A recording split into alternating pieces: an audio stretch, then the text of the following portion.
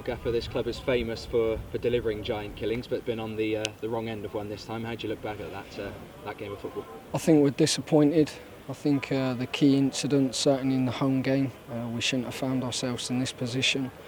And then we went 1-0 up and could have made it 2 quite clear. And we never took that opportunity. And then we have a penalty from where I was stood. I haven't seen the replay yet, but it never looked like a penalty to me. But having said that, you've got to deal with that. And the group had to remain resilient. And it went to the penalty shootout. And we've had Rovers now. We had Everton last year.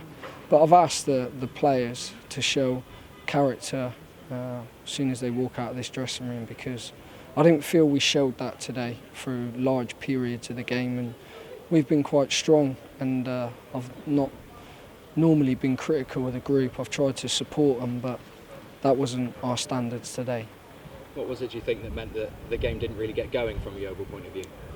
I think we look at both games, the opportunities that we had and the key decisions, that whether it didn't go our way or whether it did, you have to handle that. And even the penalty shootout, I thought our penalties wasn't done with any conviction, and I felt that just summed up our whole performance when we could have come out of that game easily winning 2-0. When you go 1-0 up and then you have a great opportunity to go 2-0 up and miss that, and then you see a dubious penalty get given, is that a point when on the touchline you're sat there thinking maybe this evening isn't going to go our way? I think I have to just take that as a manager, and I have to make sure I get the group going again for Colchester. But what I have to see is I have to see a group of players that are looking hungry now going into the game on Saturday, because that's what they had today, Solihull, and I have to respect them for that. And I've been involved in many FA Cup games to know that this was a difficult task. We knew it wasn't going to be easy. We knew we were going to be tested.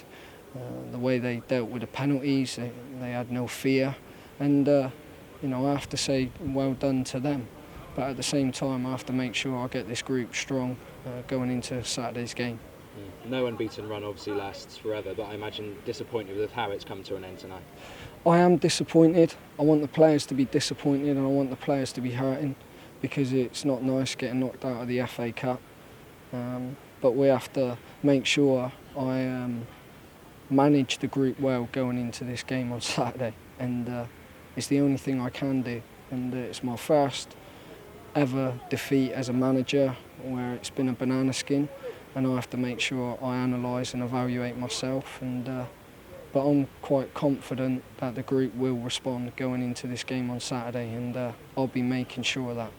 How important are the next few days now, obviously, to make sure that the players are ready for Saturday? I think before the game, going into it, we got 30 games left in the league. They've got an opportunity to go into the playoffs on Saturday.